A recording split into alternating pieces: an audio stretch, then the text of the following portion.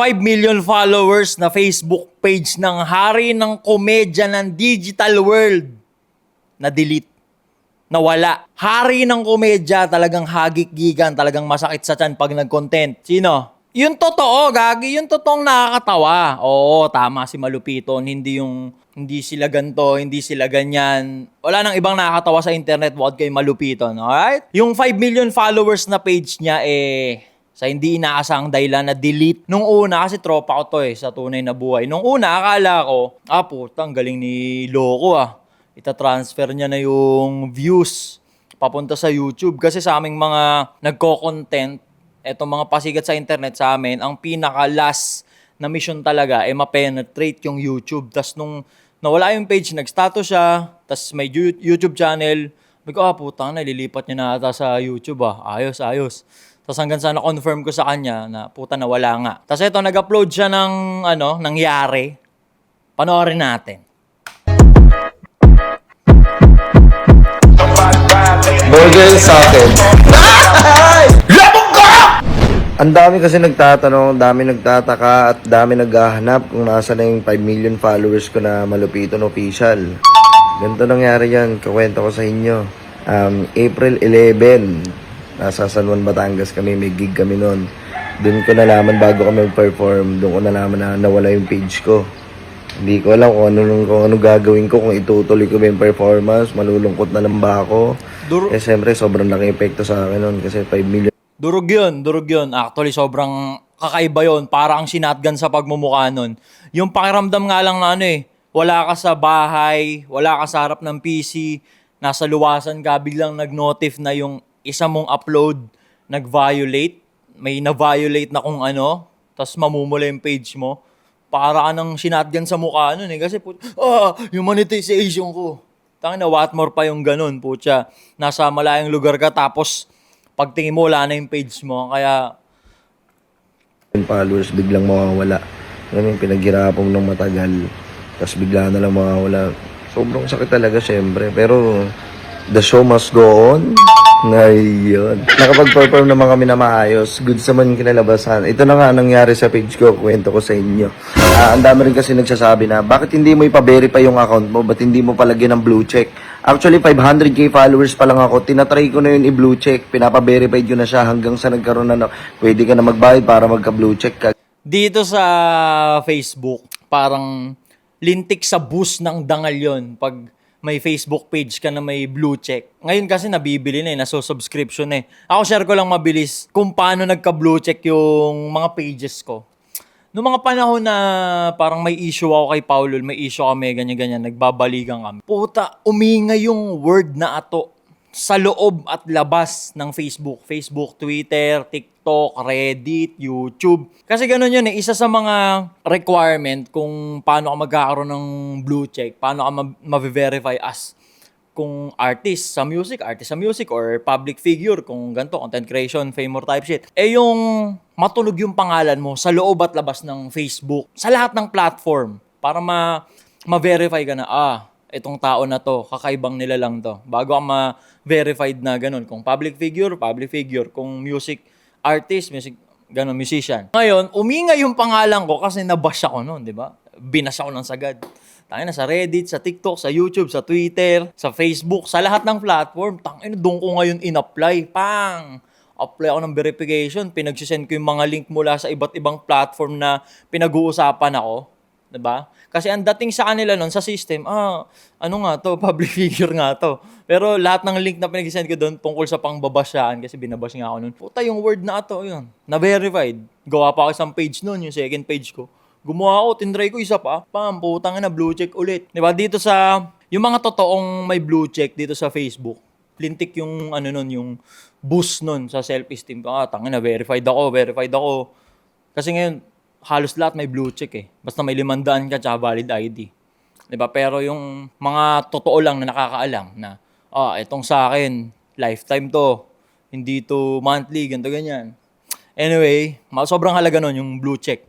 Kung isa kang pasikat, mapa-music man yan or content vlogger type shit. Blue check the best. Lakas ng aura nun. Plus 1,000 aura yon yung blue check. Tuloy natin. ginawa ko rin yung kaso hindi rin na-aprobahan. Waitings pa rin kay Meta, kaya hindi ako na-verify. Tapos, kaya nawala yung page ko, may naunang nag-verified sa akin na Malupiton Official din. Aray ko! May nag-verify din, no? Kasi matunog na yung pangalan niya eh. Hindi niya lang na-assure ako, hindi lang nailapat ni Joel to ng maayos. Sure, verified na to. Ang ingay na ng pangalan niya sa loob at labas ng Facebook, TikTok, sa lahat. Malupiton. Pag yung word na malupiton, mabe-verify na sana yun. Tamo, kasi yun, hindi pwedeng bayad yun. Yung impostor na gumawa, tapos binerified, hindi pwedeng bayad yun kasi kailangan ng valid ID nun nung mismong owner. 'Di ba? Kaya sure ako, na-verify yun dahil dun sa ginawa nung impostor na yung ganun. Alam niya kung paano nagpa-process yung paano magpapa-verify ang isang public figure. 'Di ba? Kasi hindi pwedeng yun yung tagpa 5H yun per month kasi ang alam ko yung tagpa 5H per month, magsisend ka ng valid ID dun para ma-verify na ikaw yung owner ng profile na yun or ng ano. Marunong yun, yung tarantado na yun. Yung ogag na gumawa ng impostor na page ni Joel tas pina-blue check. Marunong yung puki ng inang yun. Marunong yun. Doon nawala yung page ko na nag-unpublish yung page ko. Tapos sinabi doon na, kaya nawala yung page ko kasi impersonator ako. Aray ko! Tangina ako, parang ginagawa-harapan no? Naging impostor ka pa ng sariling pagmumukha mo. Aray ko! Aray ko! Ako pa yung naging impersonator. Aray ko. Kaya nawala yung page ko. Tapos nakausap ko yun, yung nagpa-verified ng account. Nakausap ko siya. Hindi ko alam kung bata siya or matanda. Pero hindi ko naman siya sinabihan ng kung ano man. Hindi ako nagalit sa kanya. Kinausap ko siya na maayos. Sabi ko, bakit? Nasabi ko sa kanya, dahil sa'yo nawala yung account ko. Dahil binerified mo yung account mo, nawala tuloy yung account ko. Nagsasorry naman siya sa akin. Sabi niya, sorry po, hindi ko po alam na ganito magiging epekto nito sa inyo na nawala yung page nyo dahil sa akin. Gusto ko po, kasi kaya gumawa lang po ako ng ganun, ng account na yun.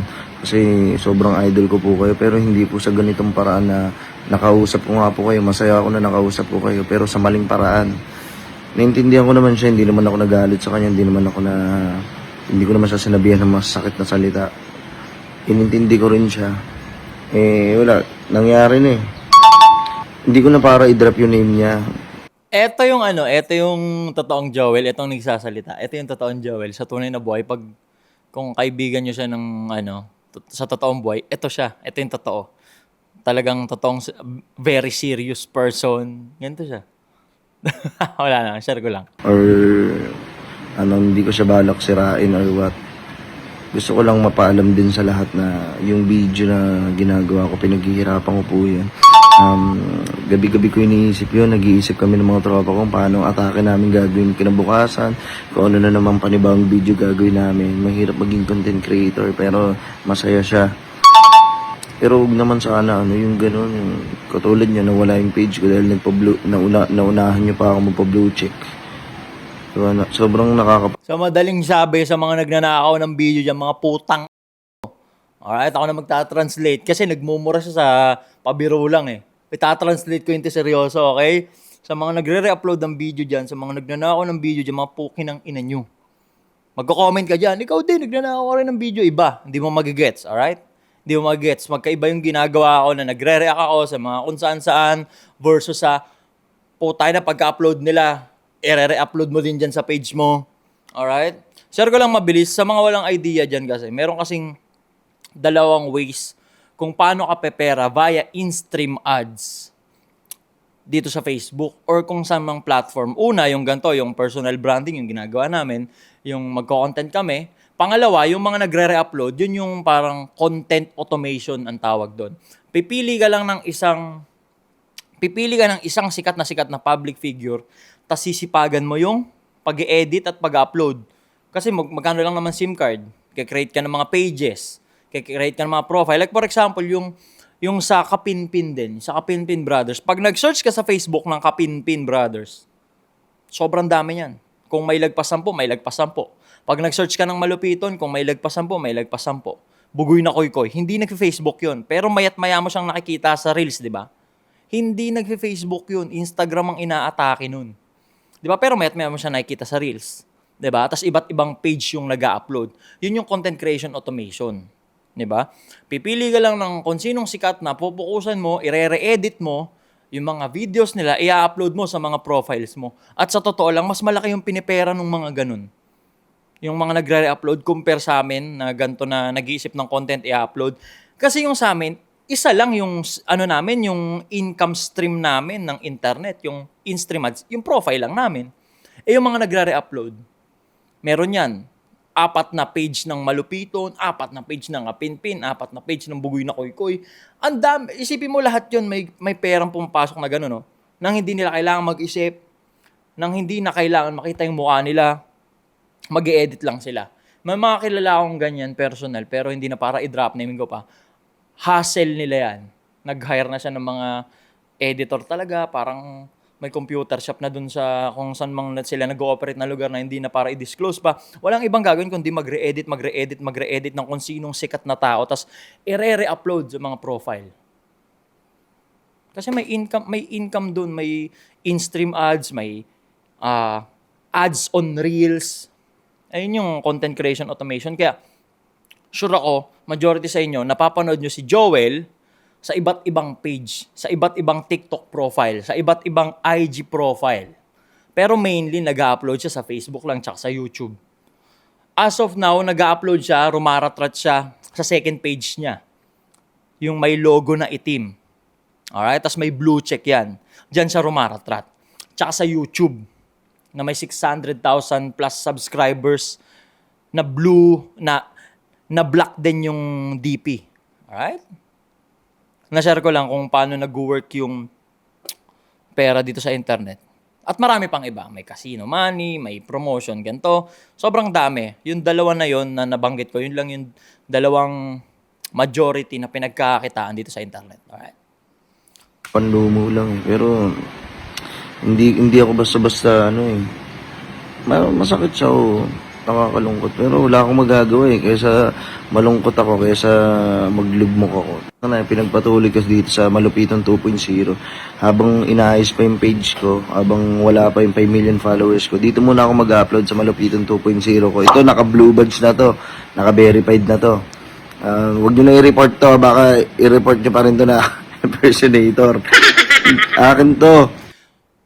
Pero mabait to. Mabait to talaga siya. Kasi parang last year nabanggit ko sa kanya yun eh. Sabi ko, pre, dumadami yung mga malupito na pages Ganun. Sa personal, sabi ko sa kanya. Sabi ko, ikaw ba yun? Sa'yo din ba yun? Kasi nga may idea ako ng ganun yung automation, content creation automation. Sabi niya, hindi. Mga nagre-upload lang yun. Ngayon, ako kahit yung tropa niya, nababanggit ko sa kanya, sabi ko, alam mo ganito, video mo siya, si Joel, pera na yun eh, ganun-ganyan. Tinanong ko sa kanya, pre, ang daming pages, nagre-upload ng may pera yun. Tas may way naman na kami, bilang content creator, bilang kami yung page, may mga ways naman na para kahit i-upload yung mga video, yung mga magiging revenue yun, sa amin pa rin mapupunta. Pero siya di niya ginagawa. Yaman na to, ganda-ganyan. Mabait siya. May nagre-upload, okay lang sa kanya. May mga pages na pinagkapirahan na siya. Kasi nire-upload okay lang sa kanya. Pero yun nga, minsan kasi, ito yung nangyayari. Sa sobrang bait, natitake for granted. Una, marunong yun, yung nagpa-blue check nung kinang ina. Marunong yun, marunong sa marunong. Akin to account na to, boy. Ayun lang, sa mga nagnanakaw ng videos ko. Yung sinusuportahan nyo talaga ako, ano nyo na lang, share nyo na lang yung video ko. Huwag na kayo gumawa ng panibagong page. Hindi yun yung sinasabi niya. Ako, tatranslate ko. Nagnanakaw ng videos. Tatranslate ko, alright? Huwag nyo na i-report to, baka i-report nyo pa rin to na impersonator. Akin to account na to, boy. Ayun lang, sa mga nagnanakaw ng videos ko. Mga puki ng ina nyo. Alright? Ako na nag-translate para sa kanya. Kasi hindi kayo mumurahin ito, puta mabait to eh. Mabait to sa true to real life eh. Ako na magta-translate, mga puki ng ina nyo, yung mga nagre-upload ng video ni Joel, mga puki ng ina nyo raw, pinapasabi niya. Diba? Puki ng ina, sige kayo re-upload eh. Akala nyo madaling gumawa ng video? Ha? Ba't di nyo subukan gumawa ng video? Ha? Bukin nang inang, hirap gumawa ng video. Yung ibang tropa, puta, malapit ng mahipan ng masamang hangin eh. Kakabading-badingan eh. Di ba yung iba sa amin, kumakain na ng tae sa bowl. Di ba? Bilang isang lalaking content creator, ang hirap mag-conceptualize ng content. Hindi naman kami kagaya ng mga babae na puta, basic lang eh. Magli-lipsing lang ng sikat na kanta, million views. Pukin ang ina sa amin, bago maka-million views, puta, butas ng karayom. Di ba? Ikaw nga, nanggagatas ka lang. Eh, puta, mahirap din tong ginagawa ko. Sa tingin mo, madaling magsalita ng gantong dire-diretso knowing na may sinisinghalang ka? Puta na, parang hinahatak pa impyerno nitong pinaggagawa ko na sakada may nire-reakan ako. Mahirap po kinang ina makagain ng engagement bilang lalaki. Alright? Lalaki sa lalaki. Sure, lalaki yung magre-upload at ginagawang income stream yung pagre-upload ng mga video neto niya. Po kinang ina mo, wag naman, 'di ba? Yung video na lang ni ano yung re-upload mo nila ano. Hindi, joke lang. Masama magnakaw ng video, alright? Masama magnakaw ng video. Ikaw nga, nagnanakaw ng video. Hindi nga ako nagnanakaw ng video. Putang in. Bahala ka. Ewan ko sa'yo. Bahala ka sa buhay mo. Daily upload pa rin si Malupiton sa kanyang second page. Kulay black yung profile picture niyan. Hindi na yung kulay red. Tapos may blue check na yan. Alright? Alright? Yun lang.